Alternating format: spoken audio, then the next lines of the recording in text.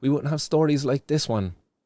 This is a horrible story to be reporting on, where a cannabis deal went horribly wrong and a boy 15 ends up stabbing a boy aged 12. And this is the story of Robert Bunkus, I believe his name is. Robert Bunkus, I think that's how it's pronounced anyway. But Robert Bunkus, who was 12 years of age, was found dead in a woodland area in the Fishtoft area of Boston on the 12th of December 2020. The 15-year-old who was charged with his murder or possibly manslaughter told the court that the victim, the dead boy, Robert Bunkus, became angry and produced a knife during an argument about the drug deal. So basically, the victim is said to have gotten angry because the accused showed up without the £50 that was promised as part of the deal. So the two of them were entered into some sort of a deal where they were agreeing to sell cannabis together. I don't know, where they're chipping in £50 each to buy £100 of cannabis and selling it on. And I'm not too sure, like, as to the story here, or to the truth of it either, like, whether Robert Bunkus actually did produce the knife. You know, did the 15-year-old show up with the knife and just kind of, who knows really? Like, you don't know what's to believe here, but the facts of the case are, two young fellas engaged in a cannabis deal.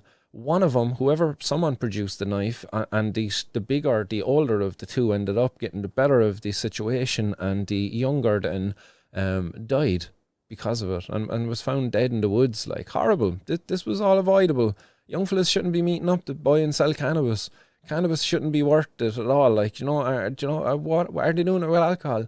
I've not heard of ever heard of a story where a 15-year-old and a 12-year-old are meeting up to sell alcohol to each other. No, that doesn't happen. I know myself when I was a young person, I went to get alcohol. I was just ringing. It was often a friend's cousin who was 18, and they would go into the off license. They would buy the alcohol. We were giving them the money, and and that was it. And a nice, simple, straightforward exchange and transaction. Nothing to it. No knives. Nobody getting no tick. None of this stupid shit, like. All of that's about because of prohibition. Again, regulation works. Regulation would serve to protect society so we don't see situations like this where young people are bringing knives thinking that they're some sort of drug dealer. You know what I mean? They've got these naive views of themselves because of their age. Like, I can't help but feel sorry for them. Like, they're out there, they're watching shows such as Love, Hate and Scarface and God only knows whatever kind of shows that glamorize this kind of drug dealer lifestyle, as being able to afford the fancy, flashy watches, fancy cars, the fast lifestyle, like, and it's crazy to think, like, that the young people are not going to go and try to pursue this type of lifestyle for themselves when it's such an easily, the opportunity is so easily afforded to them in today's society. Again, all you need today, and it's here, it's beside me, is this. And every young person out there has one of these, and all this is a phone. And shout out to Major Smoke up there, like a little sticker on the back. But all this is a phone. And every young person out there has this. They can go onto it. They can set up any kind of an app that they want. Instagram, Snapchat, WhatsApp, Telegram, just to name a few. And all of these apps are being utilized today for drug dealing.